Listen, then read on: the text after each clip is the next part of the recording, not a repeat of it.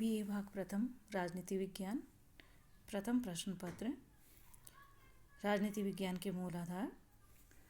मित्रों, आज का हमारा टॉपिक है संस्थात्मक प्रणाली। मित्रों, हम शासन के सबसे अधिक प्रमुख रूप की बात करें तो दो प्रकार होते हैं। शासन के दो रूप होते हैं, लोकतंत्र और अधिनायकवाद।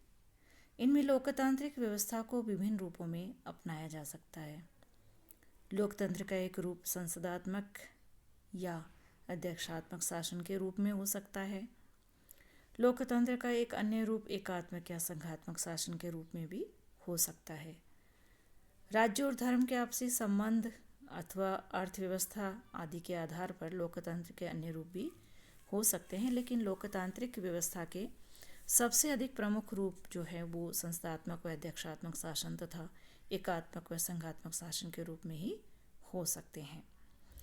और मित्रों, जैसे कि हम जानते हैं, सरकार के 3 अंग होते हैं, व्यवस्थापिका, कार्यपालिका और न्यायपालिका।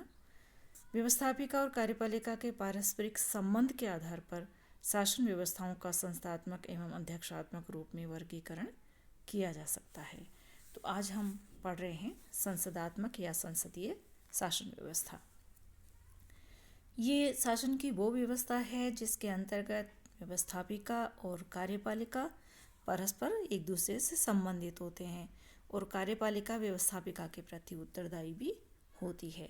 जैसा कि गार्डनर ने कहा है, संसदात्मक शासन वह शासन प्रणाली है जिसमें वास्तविक कार्यपालिका अर्थात मंत्रिमंडल व्यवस्थापिका अथवा उसके लोकप्रिय सदन के प्रति और अंतिम रूप में निर्वाचक मंडल के प्रति अपनी राजनीतिक नीतियों तथा कार्यों के लिए कानूनी रूप से उत्तरदायी होती है और राज्य का प्रधान नाम मात्र का और अनुत्तरदायी होता है।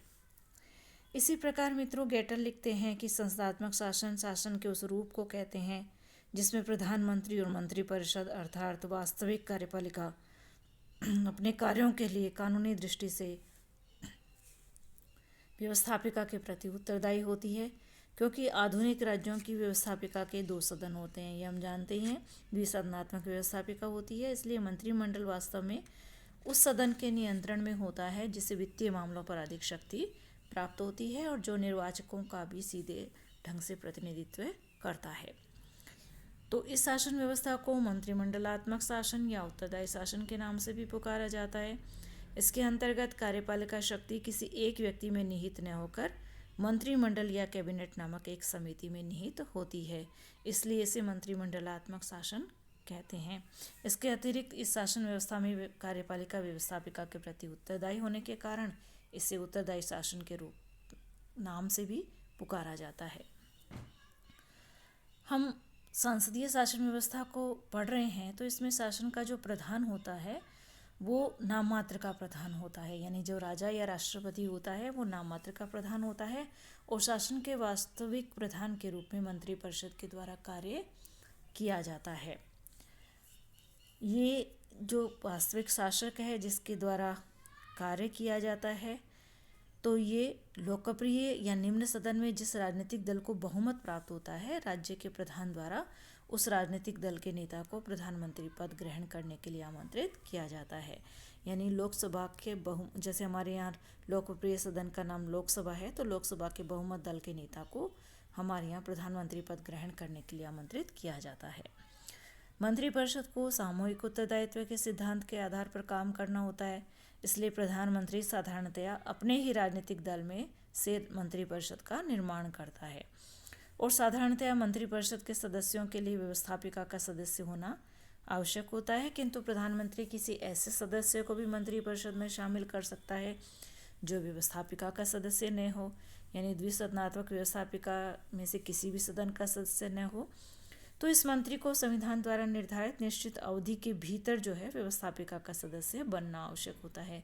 जैसे हमारे यहाँ 6 माह की अवधि निर्धारित की गई है, इस मंत्री को संविधान द्वारा निर्धारित निश्चित अवधि के भीतर व्यवस्थापिका का सदस्य बनना आवश्यक होता है और मंत्रिपरिषद के जो सदस्य होते हैं व्यवस्थापिका में उपस्थित होकर कानून निर्माण के कार्य में भाग लेते हैं और व्यवस्थापिका प्रश्न पूछने तथा आलोचना करने के आधार पर मंत्रिपरिषद को भी वो मंत्रिपरिषद में नियंत्रण रखती है और विशेष परिस्थितियों में व्यवस्थापिका अविश्वास का प्रस्ताव पास करके मंत्रिपरिषद को भी हटा सकती है और मंत्रिपरिषद को भी ये अधिकार होता है कि वह राज्य के प्रधान को व्यवस्थापिका के लोकप्रिय सदन के विघटन की सिफारिश कर दे। तो इस तरह से संसदात्मक शासन व्यवस्था का एक व्यवहारिक रूप जो मैंने आपके सामने रखा है। अब हम पहले पढ़ते हैं संसदीय शासन की मुख्य विशेषताएं कौन कौन सी हैं। इसकी कुछ विशेषताओं में पहली है नाम मात्र की व वास्तविक कार्यपालिका का भेद। इस शासन व्यवस्था में नाम मात्र की व वास्तविक कार्यपालिका में भेद होता है। राज्य का जो प्रधान होता है वो नाम मात्र की कार्यपालिका होता है और जो वास्तविक कार्यपालिका है वो मंत्रिपरिषद होती है। नाम मात्र की ये कार्यपालिका इंग्लैंड के सम्राट की तरह वंशानुगत क्रम में या भारत के राष्ट्रपति की तरह निर्वाचित हो सकती है। प्रत्येक स्थिति में सैद्धांतिक तौर पे ये पूर्ण शक्ति संपन्न होती है, लेकिन व्यवहार में वह इन शक्तियों का प्रयोग अपने विवेक के अनुसार नहीं कर सकता है। इस तरह से नाम मात्र की वास्तविक कार्यपालिका का भेद होता है। दूसरी विशेषता है व्यवस्थापिका व कार्यपालिका में घनिष्ठ संबंध। इसके अंतर्गत व्यवस्थापिका और कार्यपालिका एक दूसरे से अलग न होकर के परस्पर घनिष्ठ रूप में संबंधित होते हैं। कार्यपालिका की नियुक्ति व्यवस्थापिका में से ही की जाती है और कार्यपालिका अपने कार्य और नीतियों के लिए व्यवस्थापिका के प्रति ही उत्तरदायी होती है। तो व्यवस्थापिका अविश्वास का प्रस्ताव पास करके कार्यपालिका को उसके पद से हटा सकती है। दूसरी ओर कार्यपालिका केवल प्रशासन संबंधी कार्य ही नहीं करती है वरन कानून निर्माण से संबंधित सभी कार्यों में भी भाग लेती है। व्यवस्थापिका और कार्यपालिका के घनिष्ठ संबंध में यह बात भी सम्मिलित है कि यदि कार्यपालिका यह सोचती है कि व्यवस्थापिका जनता के हितों का सही रूप में प्रतिनिधित्व नहीं कर रही है तो फिर क्या है, व्यवस्थापिका कार्यपालिका को ये अधिकार होना चाहिए कि वह व्यवस्थापिका के जो लोकप्रिय सदन है उसको विघटन का परामर्श जो है औपचारिक प्रधान को दे दे, कार्यपालिका के औपचारिक प्रधान को दे दे। तो कार्यपालिका और व्यवस्थापिका में घनिष्ठ संबंध भी पाया जाता है। तीसरी विशेषता है कार्यपालिका के कार्यकाल की अनिश्चितता। इस शासन व्यवस्था में मंत्रिपरिषद का कार्यकाल निश्चित नहीं होता है। कार्यपालिका उसी समय तक अपने पद पर बनी रह सकती है जब तक कि उसे व्यवस्थापिका का विश्वास प्राप्त रहता है। इसी प्रकार से चौथी विशेषता है सामूहिक उत्तरदायित्व। संसदीय शासन में वास्तविक कार्यपालिका का निर्माण करने वाले मंत्री सामूहिक रूप से व्यवस्थापिका के प्रति उत्तरदायी होते हैं।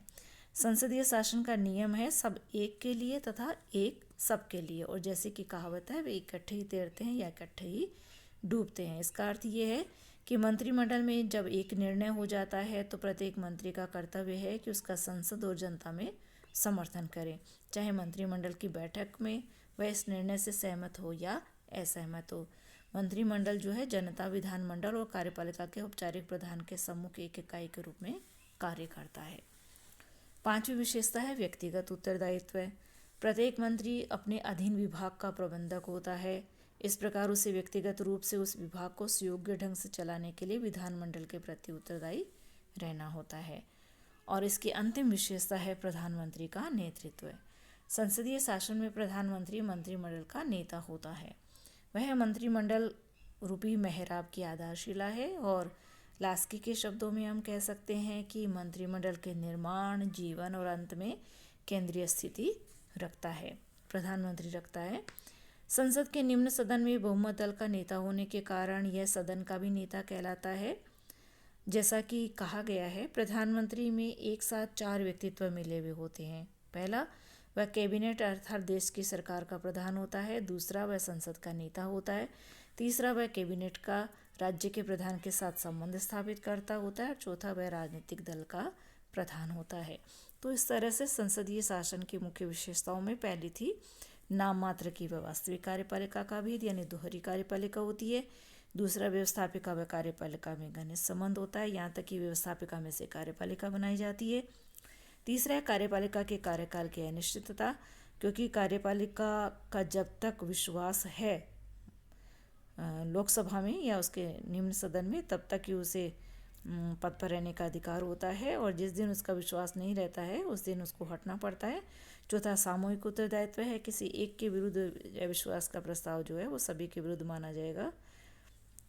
और पांचवें, व्यक्तिगत उत्तरदायित्व। छठा है प्रधानमंत्री का नेतृत्व। तो ये संसदीय शासन की विशेषताएं हैं। धन्यवाद।